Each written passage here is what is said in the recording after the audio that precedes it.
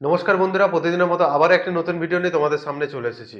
WP constable 2024-এ যারা general ক্যাটাগরিতে form fill up করেছো, অথচ ইডব্লিউএস ক্যাটাগরিতে আপডেট করতে চাও, অথচ তারা পারছো না। কেননা এখনও ডব্লিউপি যে মেন ওয়েবসাইট আছে সেখানে ক্যাটাগরি চেঞ্জের কোনো নোটিশ দেয়নি।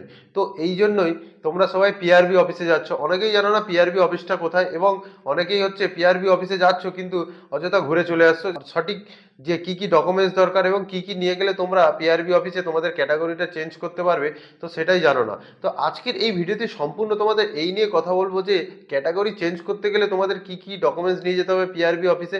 কারণ আমি কিছুদিন আগেই পিআরবি অফিসে গেছিলাম, সেখানে গিয়ে আমার এক্সপিরিয়েন্স কেমন, আমি কিভাবে আমার ক্যাটাগরিটা চেঞ্জ করলাম, এবং সেখানে অফিসারদের সাথে কথা বলে যে কোন ফাইন্যান্সিয়াল ইয়ারের ইডব্লিউএস সার্টিফিকেটটা লাগবে সেটা নিয়েও আলোচনা করলাম। তো সেই নিয়ে আজকের এই ভিডিওতে সম্পূর্ণ তোমাদের কথা বলবো, এবং ওখানের পরিস্থিতি কেমন, এবং ওখানে মানে কারা কারা ইডব্লিউএস আপডেট করছে, কারা কারা এসে অযথা ঘুরে চলে যাচ্ছে, তো সেই নিয়েও কথা বলবো এবং কি কি ডকুমেন্টস দরকার। তো চলো বন্ধুরা, ভিডিওটা শুরু করা যাও। এবং ভিডিও শুরু করার আগে তোমাদের আরও একটা কথা বলে যাই যে ইডব্লিউএস সার্টিফিকেট ডব্লিউপি কনস্টেবল 2024-এ কোন ক্রাইটেরিয়ার মধ্যে হলে সেটা চলবে, তাই নিয়ে আমি আগে একটা ভিডিও বানিয়েছিলাম। দেখো, আমি আমার মতামতটা দিয়েছি, সেখানে তোমরা যদি পছন্দ করো তো ভালো, তা নাহলে আমার কিছু করার নেই, কারণ আমি কোনো ভুল মতামত দেইনি, এবং আমি যেটা দিয়েছি সেটা সম্পূর্ণ যে পিআরবি নোটিশটা দিয়েছে তার ভিত্তিতেই দিয়েছি। তো ওই নোটিশটা আমার আই বটনের ওপরে দেওয়া আছে, ওখানে টাচ করলে তোমরা ওই ভিডিওর লিঙ্কটা পেয়ে যাবে। এবং আজকের এই ভিডিওতে সম্পূর্ণ পিআরবি অফিসে গেলে তোমরা কিভাবে তোমাদের ক্যাটাগরিটা চেঞ্জ করতে পারবে তাই নিয়ে কথা বলবো, এবং কি কি ডকুমেন্টস নিয়ে যাবে তাই নিয়েও কথা বলবো। চলো বন্ধুরা, ভিডিওটা শুরু করা যাক। তো বন্ধুরা, ফার্স্টেই বলে দেই আরক্ষ ভবন পিআরবি অফিসে যাবে কিভাবে এবং কিভাবে তোমরা চিনবে পিআরবি ভবন। তো ফার্স্ট তোমরা, আমার যেহেতু বাড়ি সাউথ লাইনে, তো তো আমরা সেরকম শিয়ালদা গেছিলাম, শিয়ালদা থেকে মেট্রো ধরে গেলাম করুণাময়ী, যেটা সেক্টর 5-এর মেট্রো যায়। সেক্টর 5-এর আগের স্টেশন হচ্ছে করুণাময়ী। করুণাময়ী থেকে নেমে 500-700 মিটার হাঁটতে হবে, ওইখানে রুট আছে, বা তোমরা যদি ম্যাপে মারো তো দেখতে পেয়ে যাবে। ওইখান থেকে হেঁটে তোমরা যাবে আরক্ষ ভবন, বা যেটা হচ্ছে তোমার ওখানে ঢুকলেই বুঝতে পারবে যে লেখা আছে আরক্ষ ভবন বলে। এবার ওখানে যাবে, ঢুকতে গেলে দেখবে এখন ডিউটিতে অফিসাররা আছে, ওনাদেরকে জিজ্ঞাসা করবেন যে পিআরবি হেড অফিসে যাব। তো হেড অফিসে বললে ওনারা বলে দেবেন যে ওপরে চলে যাবেন 5th ফ্লোরে, গিয়ে দেখবে ডান দিকে একটা অফিস পড়বে, সেটা হচ্ছে পিআরবি অফিস। তো পিআরবি অফিসে ঢুকেই আপনি দেখবেন ফার্স্টে একটা কম্পিউটার, একটা ডেস্কটপ, এবং 2 থেকে 3 জন অফিসার থাকে, এবং একটা জেরক্স মেশিন। আদার্স আর কিছু নেই। তোমরা যে ভাববে পিআরবি খুব বড় অফিস, সেখানে অনেক রকমের কাজ হচ্ছে, এরকম কিছু নেই। ওটা একটা জাস্ট ছোট অফিস। ওখানে গেলাম, যাওয়ার পরে বললাম স্যার আমরা আমাদের জেনারেল ক্যাটাগরি আছে, আমরা ইডব্লিউএস ক্যাটাগরিতে আপডেট করবো, কি কি ডকুমেন্টস দরকার।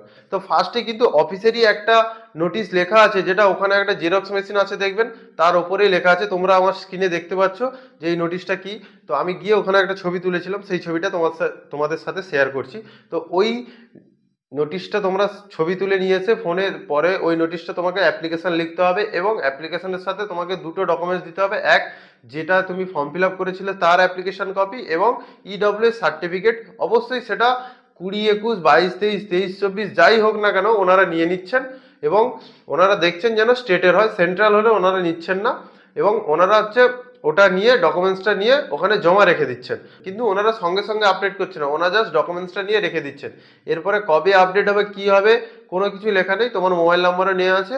তো এইভাবেই হচ্ছে ওনাদের হচ্ছে ডকুমেন্টস আপডেট। এবং ওনাদেরকে জিজ্ঞেস করলাম যে স্যার এখানে তো লেখা আছে 2023-24, তো আমরা 22, 24, 25 যে দিচ্ছি, আমাদের কি আপডেট হবে? বলে ওখানে তো অনওয়ার্ড লেখা আছে, তোমরা পরের যে কোনো দিলেও হবে।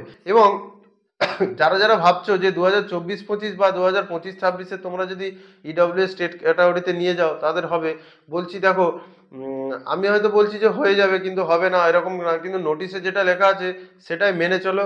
এবারে পিআরবি বোর্ড কি করবে না করবে কিছু বলা যাচ্ছে না, কোনো অফিসিয়াল নোটিশও দেয়নি। তো যেই নোটিশটা তোমাদের সরকারিভাবে দেওয়া আছে সেই নোটিশটাই মেনে চলো। সরকারি নোটিশেই কিন্তু তোমাদের দেওয়া আছে 2023-24 লাগবেই ভেরিফিকেশনের সময়, তো সেটাই ধরে চলো। এবং যেটা অনওয়ার্ড, সবাই বলছে যে অনওয়ার্ড পরবর্তীকাল বলতে কিন্তু তোমার 22-23 বা তারপরেও কিন্তু লাগবে। তো তারপরে কিন্তু বললে বোঝায় কিন্তু 23-24, কিন্তু 23-24-এর পরে কিন্তু অনওয়ার্ড বলেনি। তাই তোমরা 2023-24 মেনে চলো এবং অযথা ইডব্লিউএস ক্যাটাগরিতে গিয়ে অযথা ইডব্লিউএস এর কাট অফ বাড়িয়ে বেকার লাভ নেই, কারণ পরে আবার জেনারেলের কাট অফ কমে যাবে, হয়তো ইডব্লিউএস এর কাট অফ সব থেকে বেশি হয়ে যাবে। কারণ এখন বিডিও অফিস এসডিও অফিসে সব থেকে বেশি ভিড় হচ্ছে কাস্ট সার্টিফিকেট বলতে গেলে ইডব্লিউএস, এছাড়া আদার্স কোনো সার্টিফিকেটে অতটা কাজ হচ্ছে না। তো বন্ধুরা, ভিডিওটা ভালো লাগলে অবশ্যই লাইক করো, তোমাদের কোনো কিছু জানার থাকলে নিচে কমেন্ট করো। এবং আরও একটা কথা, আমার চ্যানেলে অনেকেই দেখছি মানে কমেন্ট করছে, কমেন্ট করে নিজেরা কোথা থেকে একটা পেড গ্রুপ করেছে, সেখান থেকে টাকা চাইছে লোকের কাছ থেকে। তো এগুলো করা বন্ধ করো। যদি কাউকে ফ্রিতে সুবিধা দেওয়ার থাকে, কাউকে মানসিকতা থাকে যে আমি নিজের থেকে যে হেল্পটা পেয়েছি সেটা আমি শেয়ার করবো, তো ইউটিউব আছে, সেখান থেকে আপনি ভিডিও বানিয়েও পাঠান, ঠিক আছে। এইভাবে অযথা লোকের কাছ থেকে 20 টাকা 30 টাকা 50 টাকা নিয়ে গ্রুপে অ্যাড করিয়ে নিজেরা করবেন না এরকম। তো বন্ধুরা, ভালো থেকো, সুস্থ থেকো, দেখা হচ্ছে পরের ভিডিওতে। এরকম আরো ইনফরমেটিভ ভিডিও নিয়ে তোমাদের জন্য নিয়ে আসবো।